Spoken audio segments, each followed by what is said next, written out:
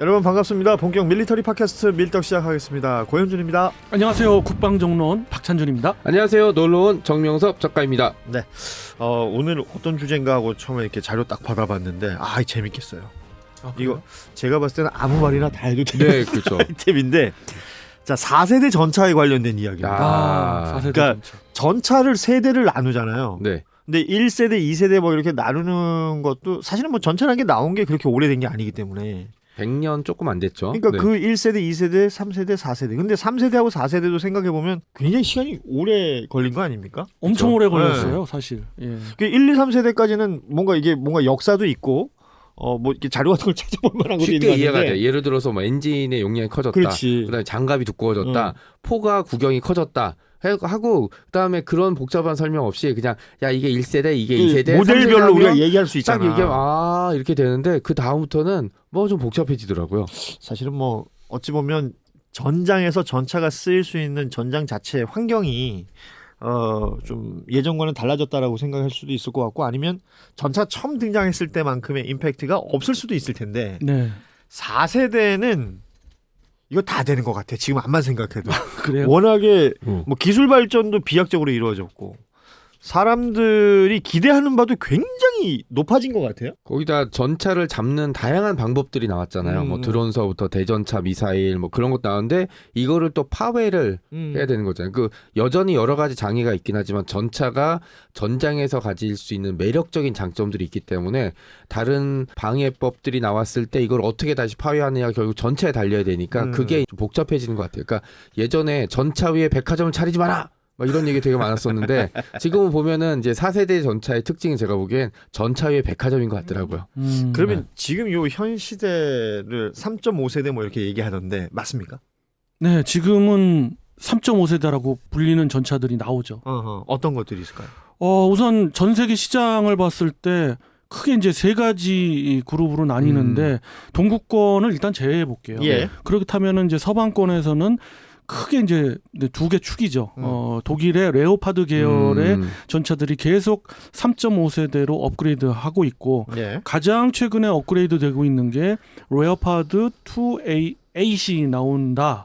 해서 이제 그 독일의 라인메탈을 중심으로 해서 또 독일 업체죠. KMW 업사가 기반이 된 레오파드 2 계열 전차인데, 이것들을 동구권 국가나 그리고 독일 자체도 양산을 해서 사용하고 제식화하려고 하고 있지는 않죠. 앞으로 할 계획이 있는 그것이 이제 3.5세대의 가장 근접한 거고, 뭐 그 이전에도 계속 레오파드 2 계열을 업그레이드했기 때문에 그렇고, 또 하나가 이제 에이브럼스 전차죠. 그렇죠. 에이브럼스 전차도 계속해서 3세대 전차를 업그레이드 해오면서 3.5세대 근접 내지는 3.5세대급 전차가 된 거죠. 예. 하나의 예가 지금 가장 최신형인 M1A2C. 네. 원래는 그 M1A2 스텝 3로 불렸죠. 스텝이 아니라 SEP, 예. SEP3로 불렸는데 아예 그 제식명을 바꿨어요. 그래서 M1A2C 이 전차인데 뭐 지금 와서 상당한 주력이 돼 가고 있고요. 미국도 계속해서 개량을 하고 있고, 미국이 원래 추구하는 것이 전차의 온전히 자기 버전의 전차는 절대 수출하지 않는다라는 게 그들의 아주 목표였고, 그래서 이집트에서 준 전차도 에이브럼스 전차지만 상당히 다운그레이드 된 거였고요. 예. 여러 가지가 있습니다만 그럼에도 불구하고 거의 다운그레이드 안 한 그런 전차를 제공하겠다고 한 게 바로 폴란드예요. 그래서 폴란드 250대에 M1A2C를 준다.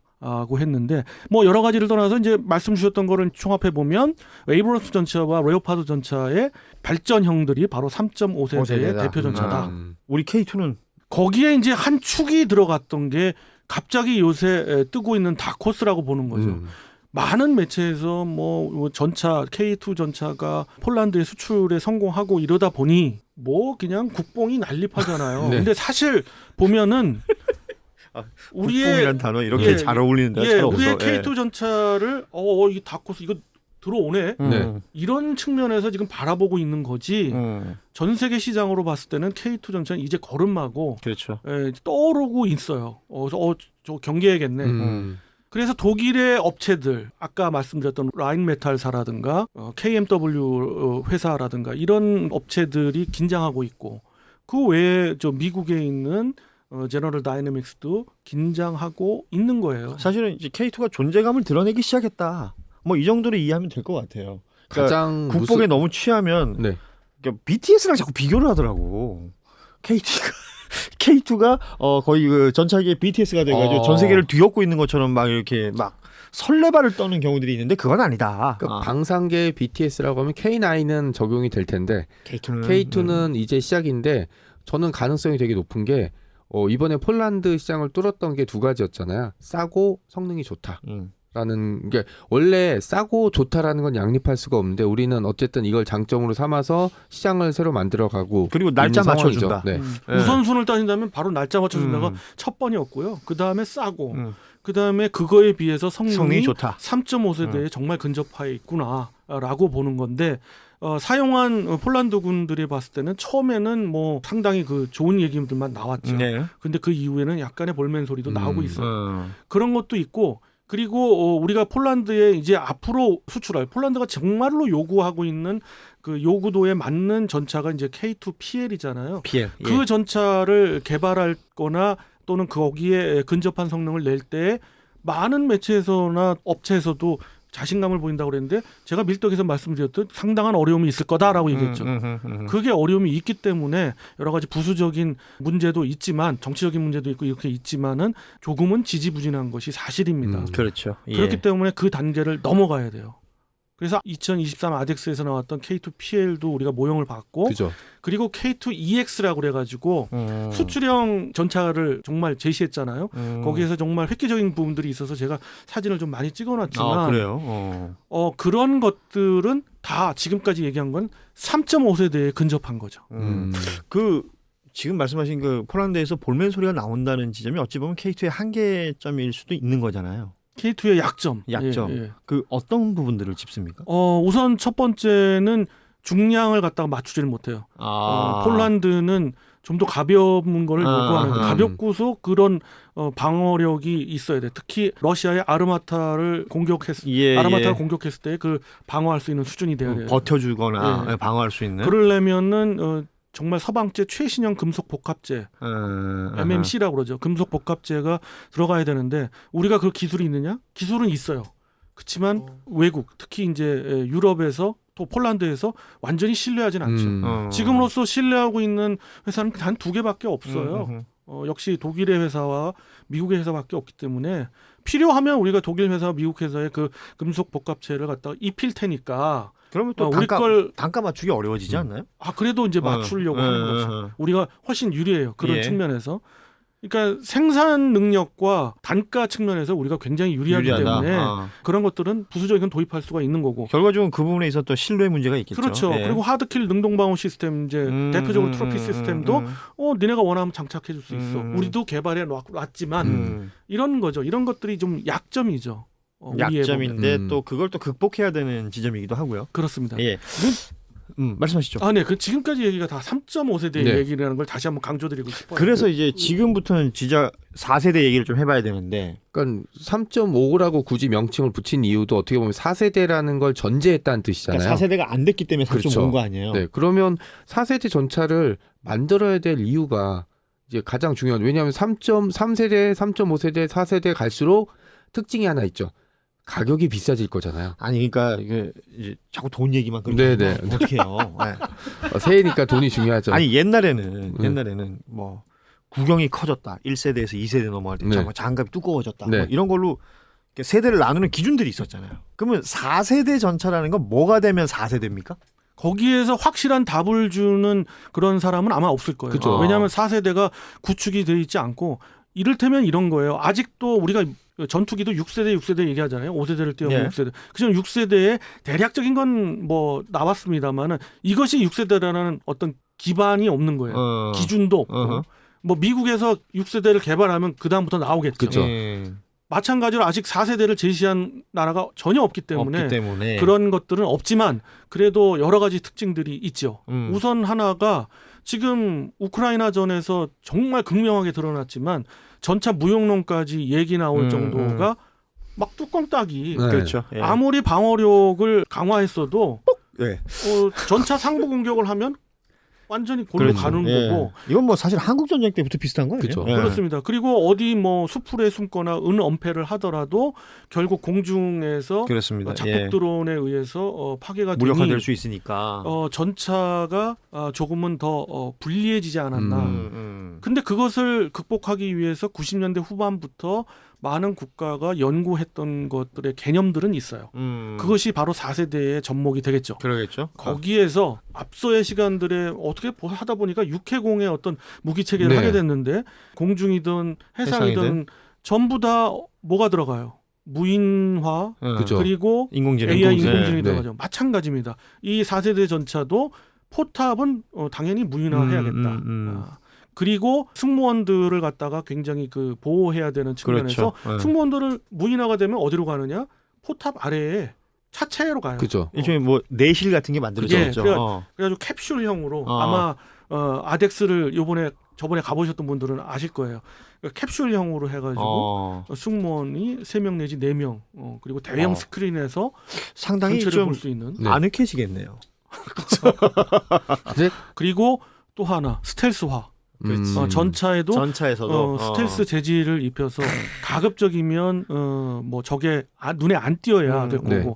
그리고 드론 공격에도 방해를 할 수 있는 제밍 장비라든가 이런 것들은 재미. 벌써부터 3.5세대에 장착이 되기 시작하죠. 그러니까 뭐 지금 4세대 전차 실제 나오진 않고 개념도라든지 이제 모형 정도가 나오잖아요. 근데 이제 그것들 보면 전차가 매끈해요. 예전에 겉에가, 어떤 네. 투박한 모양새가 그렇죠. 아니라 네. 이것저것 막 장치 달려있고 이게 아니라 최대한 내장시킬 건 내장시키고 그 다음에 전차 외형이 이제 레이더 전파를 반사시키거나 전투기처럼 흡수제 같은 걸 발라서 보이지 않게 심지어는 뭐 그냥 지금은 게임상에만 구현되긴 있는데 약간 겉에다 다른 걸 입혀서 전차에 투명 망토 같은 걸 입혀서 외형에도 잘 안 보이게 뭐 그것도 그런 저 하고 그렇죠. 있죠. 네. 스텔스의 또 다른 모습이라고 생각할 수도 있는 거죠. 네. 반사시키거나 통과시켜 버리면 되는 거니까. 또 그런 것들이 기술이 다 있고 이제는 재밌을 것 같아요. 그래서 제가 앞서 말씀드렸던 게 아무거나 다 말해도 된다. 전차가 왜 우리가 전통성으로 생각하고 있는 어떤 전차 이 개념보다 훨씬 더 뭐 많은 것들이 상상 속에서 이것들이 구현되는 거잖아요. 그렇습니다. 그리고 또 하나가 전기차가 나왔잖아요. 예. 근데 전기차의 또 다른 양대축으로 우리가 개발을 그 인류가 또는 자동차 회사가 하고 있던 게 뭐죠? 수소차. 수소차죠. 네. 그 수소차 기술 기반을 전차에 적용한다.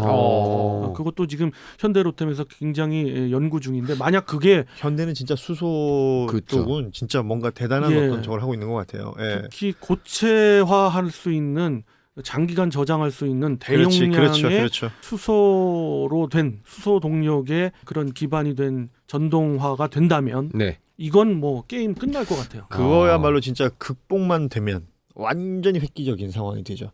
그 수소차를 운행해 보시는 분들도 알겠지만 수소차가 이게 충전하고 충전소 찾는 게 일인 거잖아요. 맞습니다. 그나마 전기차는 좀 조금씩 늘어나고 있지만 수소차는 아직도 그게 안 되지 않습니까? 그렇죠.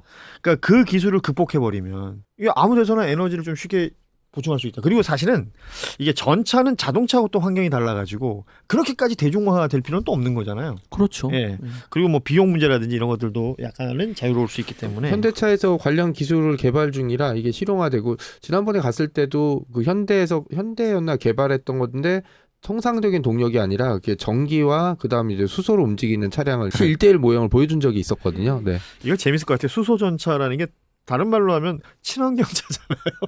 전차가 가는데 뒤에서 물이 나오는 거야. 네. H2O가 나오는 거야. 아, 재밌을 것 같긴 하다. 그 4세대의 이제 완전한 특징이 마지막으로 이제 말씀을 드리면 이런 거죠. 아까 말씀드렸던 모든 내용들을 종합해서 뭐 하드킬 능동방어랄지 드론 제밍을 한다든지 심지어 DICM 뭐 지향성 방해 장비를 전차에 탑재한다든지 이런 거 모든 거를 갖다 통합하는 그 RCW 시스템처럼 완전 무인화해서 통합하는 자동 사격 통제 장치를 만들고 그거를 또 인공지능을 통해서 자기가 알아서 싸우게. 자발적으로 알아서 싸우게. 그것도 이제 전차는 전에는 이제 하드킬 능동방어라고 해도 어느 정도 접근을 해야 그렇죠. 좀 대응이 됐잖아요. 이거를 원거리에서 탐지해서 이번에 CES에 그거 나오더라니까. 그렇지. 대전차 미사일이 상당히 원거리에서 나오잖아요. 통상 예를 들어서 이제 항공 플랫폼에 들어가면은 이제 8km 그쵸. 이상이 되는데 네네. 거기에서부터 대전차 미사일이 날아오는 걸 감지해서 추적해서 원거리에서 타격한다. 그러니까 이번에 CES에서 나온 그 신기술 중에 눈여겨 보고 있는 것이 이게 물론 이거 현대 중공업 기술인데, 그러니까 라스베이거스에서 이 행사를 하고 있잖아요. 근데 3,000km 이상 떨어져 있는 애틀란타 쪽에 농기구를 여기서 원격 컨트롤하는 거예요. 그리고 그 농기구가 사용되는 그 땅의 환경이라든지 뭐 이런 게 다를 텐데 그걸 내가 보면서 모니터로. 그러니까 지금 얘기해주신 이 모든 것들이 얘기를 듣다 보니까 저는 그런 상상이 가능해지는 것 같아요. 그러면 지금까지 전차 교전이라는 게 약간 좀 클래식하잖아요. 그러니까 눈에 보여야 되는. 어. 네. 근데 이게 그게 아니라면 아까 말씀하신 것처럼 승무원들도 이 캡슐 안에 들어간다 그러고 이러면 약간 뭔가 게임하듯이 교전이 그쵸. 이루어질 것 같다. 조이스틱 같은 걸로. 그런 거죠. 그- 모든 것을 360도 방향에서 앉아서 그 대형 스크린으로 보면서 교전을 할 수 있고 그 교전만으로도 승무원들의 어떤 결정보다는 AI가 대신해 줄 수도 있는 그런 건데 이런 30년대 후반에 나올 법한 네. 그런 게임 체인저 같은 무기 체계를 지금 3개 축의 회사가 지금 경쟁을 하고 있는데 여기에서 이제 승자가 된다면은 사실 독점할 수 있죠. 대한민국 전차는 독점이 가능한 거죠. 그러면- 아직 기회의 창은 열려 있는 거죠. 그러면 지금 박 의원님 얘기를 종합해 보면 지금 러시아가 개발하고 배치하고 있다는 그 T-14 아르마타가 이제 러시아 자국에서는 이게 그 4세대 전차다라고 주장했는데 지금 얘기하신 걸 들어보면 4세대 전차에는 해당이 안 되는 것 같은데요? 무인 포탑은 이제 4세대의 특징 네네. 들어갔고요. 한 그렇지만- 3.6쯤 되지 않을까? 3.6 3.6세대? 아마 386세대라고. 3.8도 뭐 얘기하고 뭐 여러 가지 얘기할 수 있겠죠. 그래서 서방권에서는 상당히 아르마타가 들어왔을 때 굉장히 의식은 했지만 그래도 4세대는 아니다라고 판단을 한 거고요. 그래서 그 아르마타를 깨기 위해서 일단 4세대로 가기 전에 전차포를 신형으로 개발해서 뭐 DM83까지 나왔잖아요. 네네. 그 정도면은 1,500m 거리에서 아르마타를 완전 격파할 수 있는 그런 전차포가 나오잖아요.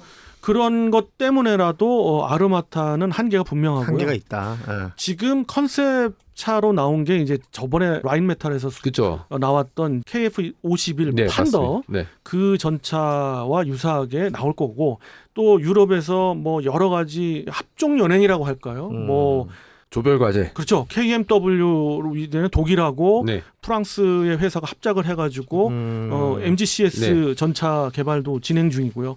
그 다음 또 다른 한 축으로는 거기 못 믿겠어 그래가지고 독일은 또 따로 떨어져 네. 나와가지고 독일, 스웨덴, 이태리가 또 합작을 해서 새로운 MBT 전차를 그러니까 4세대 전차죠. 네. 이를테면 그걸 연구하고 있고 이런 축이 이제 유럽 축이 있는 네. 거고요. 하나는 이제 미국의 축입니다. M1, E3로 이제 다시 명명을 했어요. 그 전차 4세대를 컨셉으로 해서 가겠다라는 건데 아직은 상당히 좀 미흡한 것 같지만 그런 축으로 가고 있어요. 뭔가 이렇게 오픈된 자료도 많지 않은 것 같아요. 그렇습니다. 네. 현대로템도 뭐 공식적으로 이게 재직화는 당연히 안 됐지만은 K3라고 그쵸. 불리거나 차세대 전차로 불리는 그런 모형의 전차들이 K3는 안 됩니다. 그 이미 기아에서 선점했어요.